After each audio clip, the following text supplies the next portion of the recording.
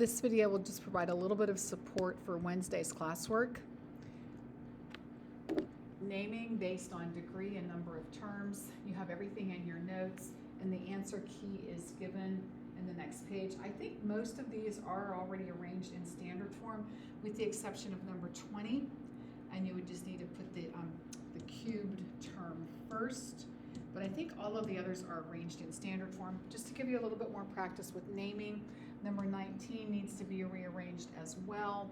And I'll let you analyze that. I'm confident in your ability to do that.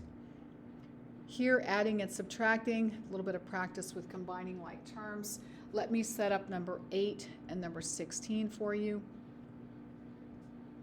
So in number 8, finding the difference. Difference implies subtraction. So I would take the first expression in parentheses, and the key thing with this is to make sure that the second expression is in parentheses and that it is subtracted. So here I'm going to subtract, and I'm going to write that expression in parentheses. And remember, this is the case where when you remove the grouping symbol from the second expression, you need to apply the negative sign.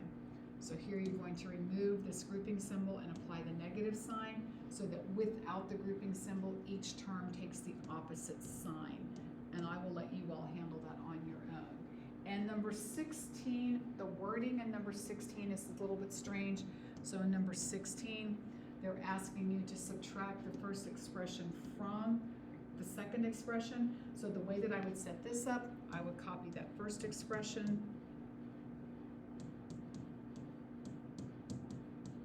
and then I would set up the second expression with that subtraction sign again, and then you're going to remove the grouping symbol and apply the negative sign to each member of the trinomial, of the second trinomial, and then combining like terms.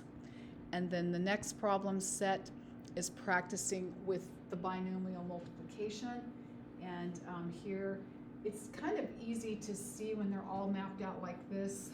The first term is always going to be the squared term, and the term in the middle is actually the sum 4 plus 2, and then the term on the end is the product of 4 and 2. So mentally looking at these, it can be rather quick to do. You can look at these and kind of determine what's going to happen. Something like number 5, you know you're going to start with x squared, and then the term in the middle is actually going to be negative 7 plus 4 with the x, so that's going to be negative 3x, and then the last term is going to be negative 7 times positive 4, negative 28. I think you should probably continue doing it every single step, but as you're doing it, start to look at it and see if you can pick up on the simplicity of the pattern. Something like number 3, you know you're going to start with x squared, and the term in the middle is going to be negative 6 plus negative 3, or negative 9, and it's going to have the x attached to it. And then the constant is going to be negative 6 times negative 3, or positive 18. So as you get more confident with your skills, you'll be able to look at some of these and just figure out what's happening with them. And down here with the double variables, I'm not overly concerned with these, but I do think up to number 12, I would like for you to be comfortable up to number 12. And then looking at the last problem set, and I'm unable to rotate this, but this is a true-false. So here, this is where the mental help really comes into play. Looking at this very first one, well, I know I'm going to generate x squared by multiplying x times x. And then the term in the middle is going to be 5 plus 2. And then the term on the end is going to be 5 times 2. So this is actually true. Just analyze those out. And I think I'll stop here and let you all think about some of these on your own.